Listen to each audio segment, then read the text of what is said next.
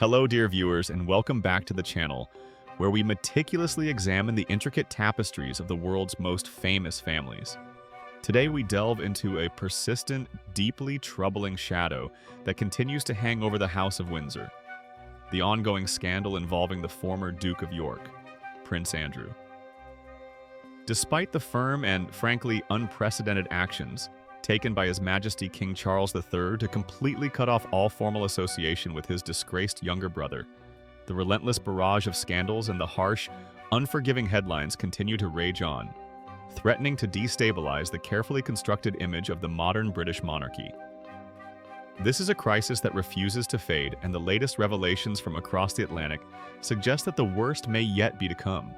Before we fully immerse ourselves in the details of this astonishing development, do remember to show your support by liking this video, subscribing to our channel for continuous, in-depth updates, and tapping that notification bell so you never miss a moment of our royal coverage. Your engagement is what allows us to bring these complex stories to light. The former Duke of York, Andrew Mountbatten Windsor, already finds himself engulfed by a maelstrom of harrowing allegations. These are not merely matters of poor judgment or minor gaffes. They include serious accusations of sexual assault, deeply troubling reports of shady business deals conducted under the guise of royal privilege, and perhaps most damningly, a series of questionable friendships, chief among them the notorious association with the late convicted sex offender, Jeffrey Epstein. The institutional anxiety within Buckingham Palace and Windsor Castle is palpable. The senior members of the royal establishment are understood to still be holding their collective breath, bracing themselves for what next bombshell is poised to drop into the public domain. This atmosphere of perpetual crisis makes the daily work of the monarchy exponentially more difficult, overshadowing charitable endeavors and official state duties alike. The recent revelations emerging from the comprehensive documentation pertaining to the Epstein network have sent shockwaves not just through the royal family, but across the entire British establishment.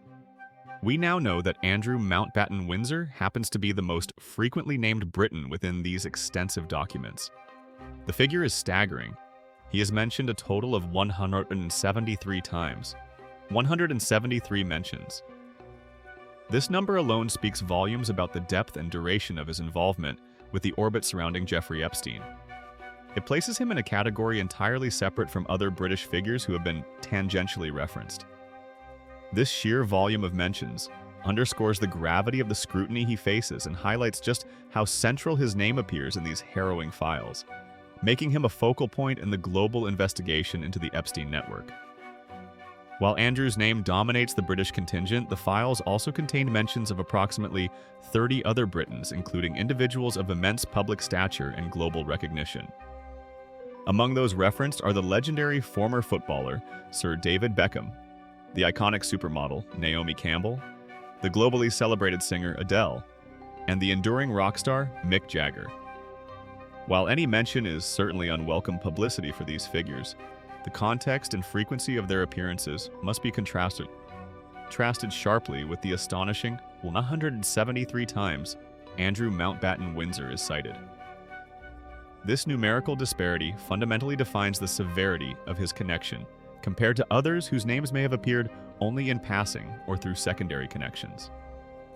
Despite the irrefutable evidence of his severe misjudgment, the profound humiliation he has endured time and time again in the international press, and the devastating impact his actions have had on the institution of the crown, the ex-prince has shown virtually no discernible sign of contrition or genuine remorse over his actions. This lack of accountability, this striking public defiance, is perhaps as damaging to the royal brand as the original allegations themselves. His blatant and seemingly unconcerned appearances in public life continue to exacerbate the situation, fueling media outrage and internal royal discomfort. Just recently, he was spotted engaging in a leisure activity, horse riding, in the vicinity of the Royal Lodge, his residence. These highly visible displays of normalcy, conducted while the rest of the family attempts damage control and distance themselves from the controversy, seem specifically designed to cause problems for the already beleaguered royals. It suggests a refusal to acknowledge the magnitude of the sacrifice King Charles has made to protect the monarchy, and a continued insistence on retaining the outward trappings of his former status.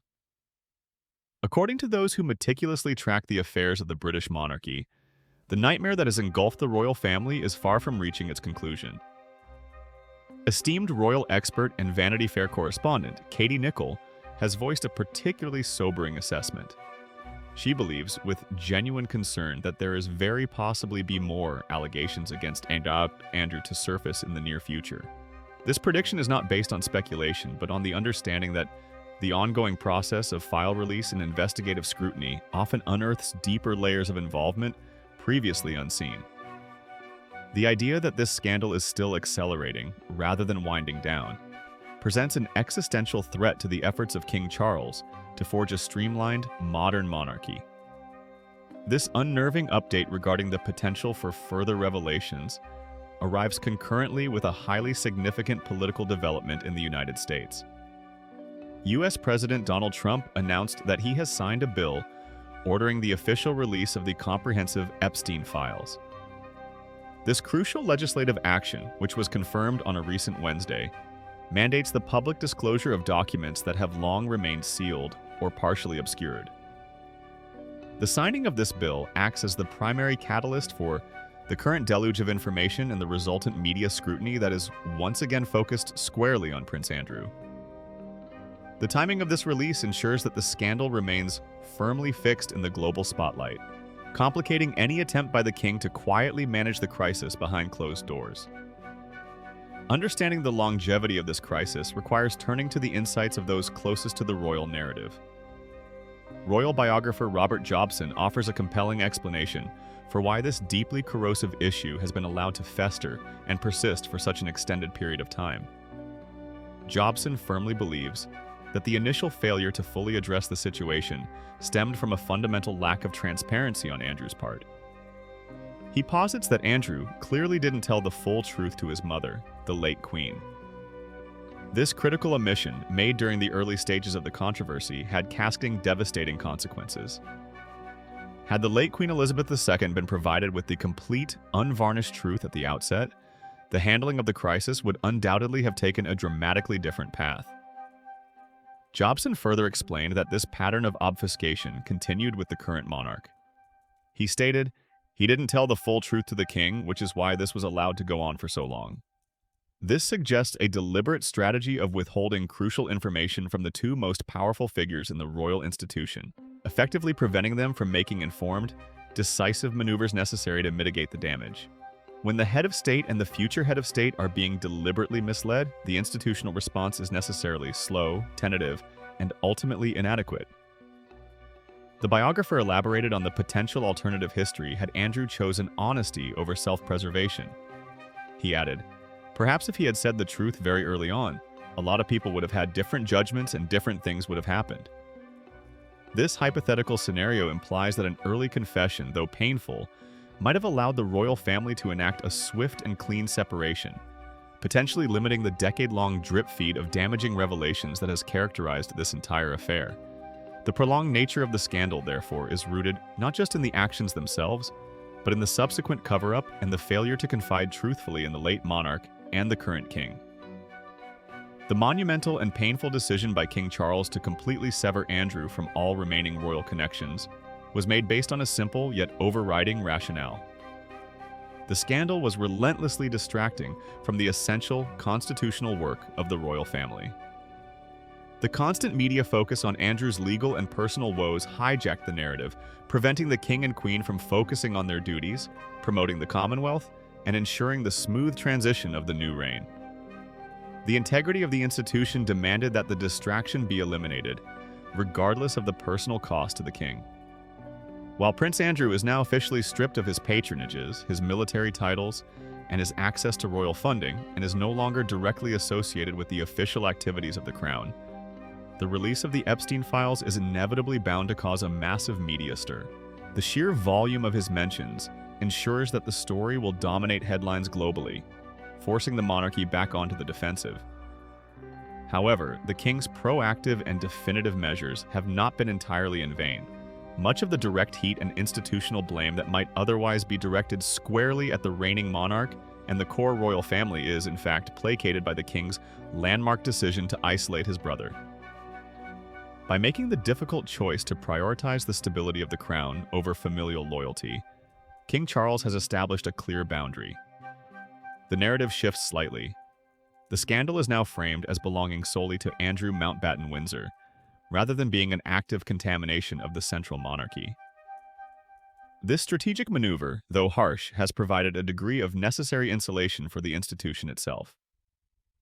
Yet, as the files continue to be scrutinized, and as expert opinions like those of Katie Nicholl warn of the possibility of more to come, the question remains, can the House of Windsor truly move forward while this immense shadow persists? The financial implications, the public perception, and the sheer volume of negative press generated by a single individual present a continuous challenge to Charles III's reign. The king has done his part by drawing a decisive line in the sand. He has sacrificed his relationship with his brother for the greater good of the crown. But the legal and political forces now at play, especially the action taken by President Trump to release the files, are outside of royal control. The fate of the narrative and the ultimate impact on the monarchy now rests with the details contained within those 173 mentions, and whether or not Andrew will finally face the full consequences of his alleged actions without the protection, however minimal, of his former royal status. This situation is unprecedented in modern royal history. We are witnessing a public, protracted, and painful divorce between a senior member of the family and the institution he was born to serve.